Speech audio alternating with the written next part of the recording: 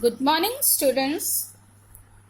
आज हम लोग लंका दहन का आगे के पद्यांश का अध्ययन करेंगे। लपट कराल ज्वाल जाल माल दहु दिसी धूम अकुलाने पहचाने कौन काहि रे।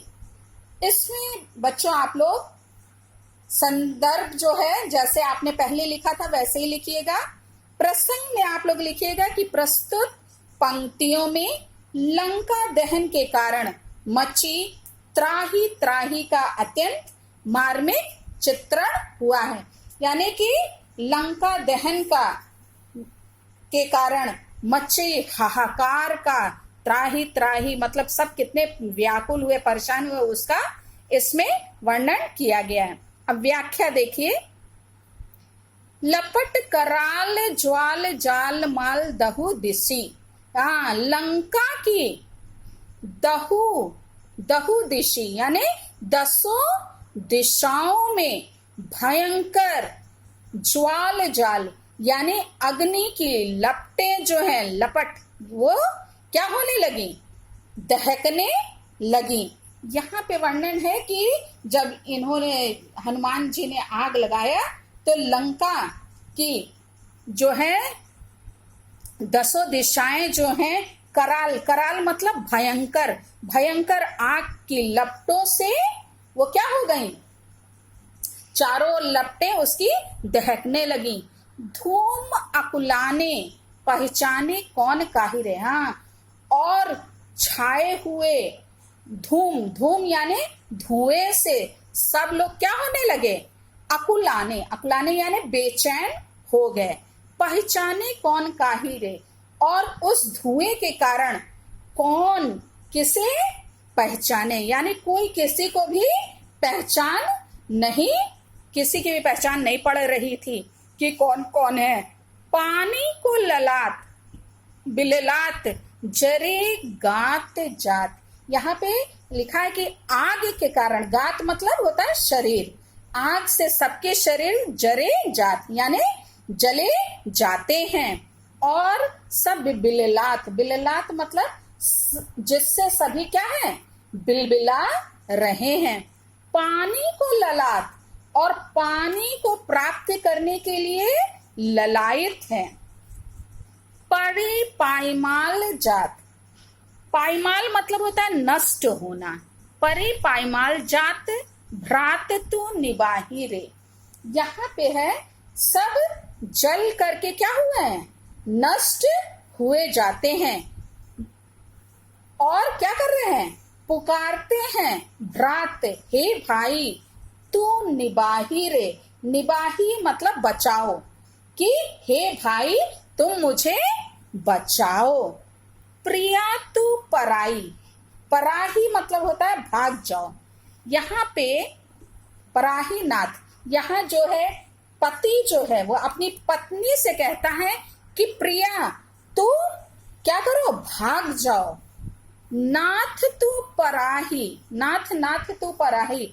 और जो नाथ है यानी स्वामी यानी जो पति है वो क्या कह रहे हैं पति से, जो पत्नी है वो कह रही है कि आप स्वामी क्या करें, अपनी जान को बचा करके भाग जाइए, आप मुझे छोड़ करके क्या कीजिए, भाग जाइए।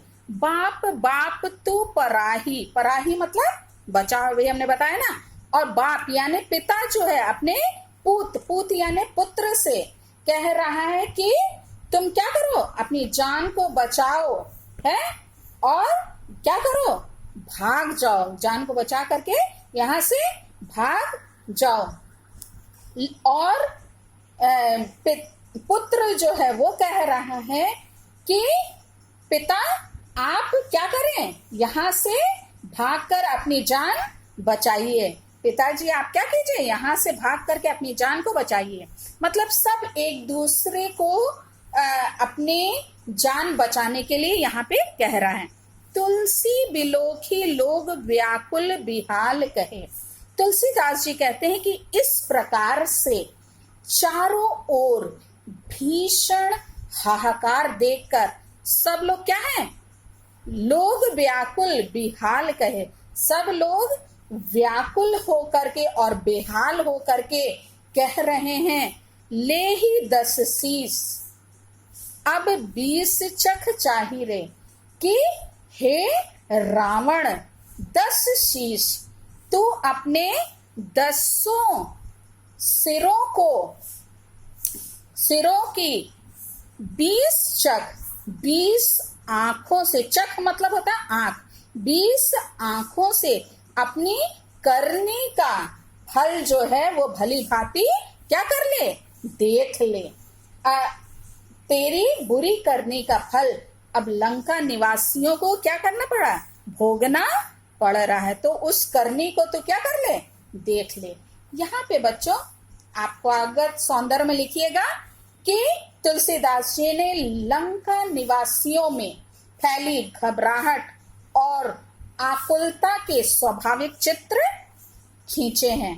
भाषा ब्रज भाषा है और रस जो है बच्चों भयंकर भयानक है, और छंद जो है घनाक्षरी छंद है। अब हम लोग आगे चौथे पद्यांश का अध्ययन करेंगे। वीथिका बाजार प्रति, अटनी अगार प्रति, पवरी पगार प्रति, वानर बिलोकी ही। इसमें बच्चों संदर्भ आप वैसे ही लिखेंगे और प्रसंग में आप लिखेंगे कि इसमें तुलसीदास जी ने लंका दहन के परिणाम स्वरूप जो है लंका निवासियों में व्याप्त भय का मनोवैज्ञानिक वर्णन किया है।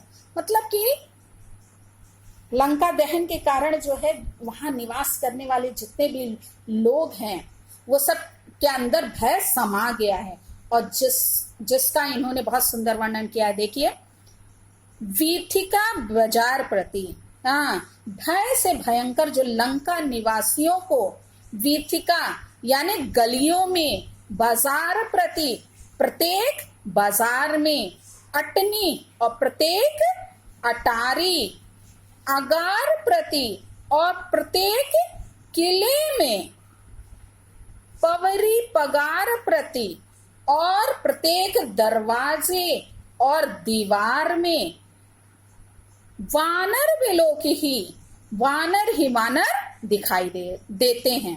कहां कहां पे बच्चों? आपने वीथिका मतलब गली, अटनी अटारी, और पवनी मतलब होता है दरवाजा, और पगार मतलब दीवार, मतलब दरवाजा दीवार सब जगह पे कौन दिखाई दे रहा है? वानर ही वानर दिखाई देते हैं लंका निवासियों को। और वो जिसके कारण क्या है, उसको देख करके वो बहुत बेचैन है। अघ ऊर्ध वानर, विदिशी दिशी वानर है। यहाँ पे है कि अघ, अघ मतलब नीचे, ऊर्ध मतलब ऊपर, वानर मतलब कि नीचे ऊपर, विदिशी यानी दिशा और दिशी, दिशी दिशा और विदिशी यानी विदिशा में, मतलब सब जगह उन्हें वानर ही वानर क्या है, दृष्टिगत होते हैं। मानहु रहियो है भरी वानर तिलोकी ही। तीनों लोकों में, मानो तीनों लोकों में क्या हो गए, वानर जो है भर गए हैं। मूंदे आंखी हिये में, यदि लोग अपनी आंखों को मूंदते हैं तो उन्हें हिये यानी हृदय में और उघारे आंखें और आंखों को खोलते हैं तो आगे ठाड़ो, आगे खड़े हुए वानर दिखाई देते हैं। धाई जाई जहां तहां और कोऊ को किए, यहाँ ये कह रहे हैं कि भयभीत होकर जहां तहां ये लोग क्या कर रहे हैं, भाग रहे हैं। भयभीत होकर लोग भागे जाते हैं। और वहां भी क्या है, यहाँ वानर के अतिरिक्त उनको और कोई भी नहीं लिखा है, कोई को किए यानी वानर के अतिरिक्त कुछ नहीं होगा, ऐसा कोई नहीं कह सकता। मतलब कि सारे निवासियों को, लंका निवासियों को केवल पूरे हर जगह वानर ही वानर दिखाई दे रहे हैं। लेहू अब लेहू, लो अब अपने किए का क्या करो, तब को न सिखायो माने। हाँ, लेहू अब अपने किए हुए का तुम क्या करो, मजा लो। जब क्या किया था, समझाते थे कि इसको क्या करो, मत छेड़ो, तो किसी ने क्या किया, मना, किसी ने कहा, हुआ नहीं माना।